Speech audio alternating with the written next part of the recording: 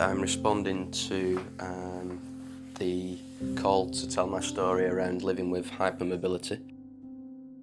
Living with hypermobility in the past for me was, I suppose I didn't know I really had it that long ago, so I just knew I was a bit different. I knew I had some problems. I felt like I was old before my time. I was toing and froing to doctors to try and find answers to problems when things were going wrong in my body. It was frustrating. Living with hypermobility syndrome in the past has been a major challenge. It took a long time for it to be diagnosed.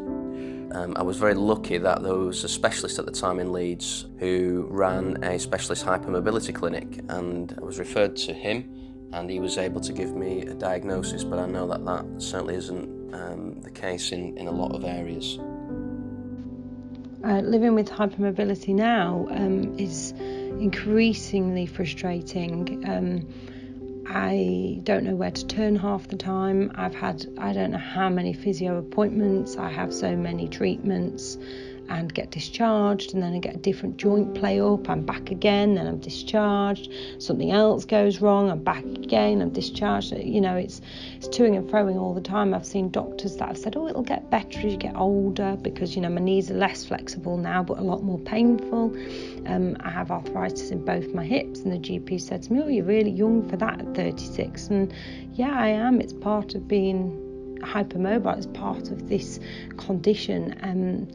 And I think it's worse now because my life is what I can do is less. I certainly can't do most things now without pain or a repercussion of doing that thing. So for me, it's much worse now. And the frustration because of GPs not understanding really does, drive me quite crazy.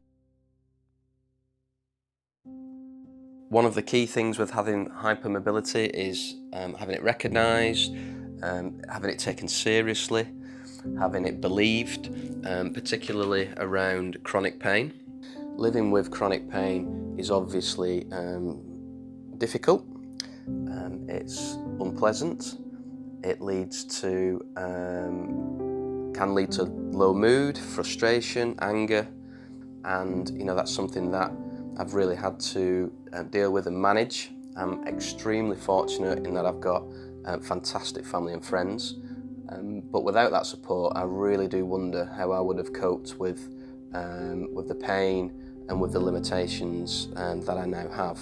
I think the NHS or social services need educating more. That would help me, certainly, as somebody living with the problem I've got. I'm absolutely fed up of going to different doctors, all of which don't seem to have a clue. I don't fit in a box, but they're trying to treat me as though, I do. And yeah, it's incredibly frustrating. So I think their education is paramount, really. We need to be understood, we need to have a voice, and that would help. I think that would help with a lot of the anxieties people get, certainly people with hypermobility, and the frustrations.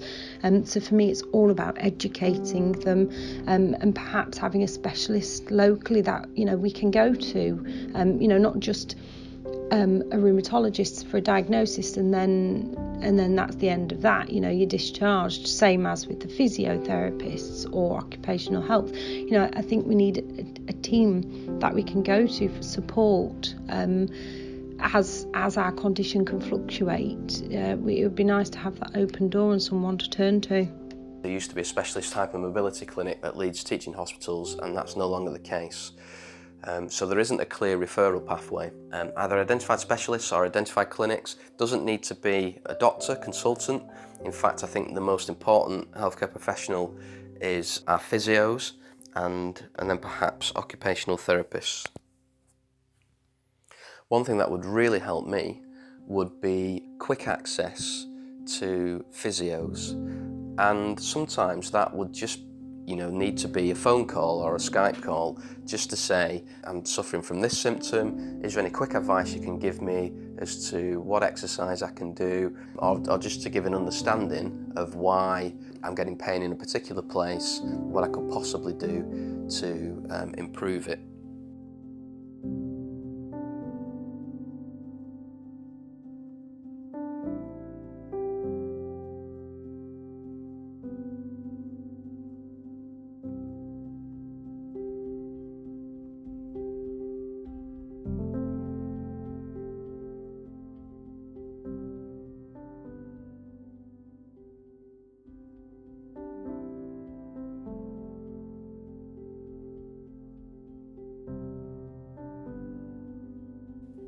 think there is starting to be better education. And I think it's the Royal College of GPs or the Royal College of Physicians have produced a toolkit for hypermobility syndrome, and various organisations are promoting it around other connective tissue disorders as well.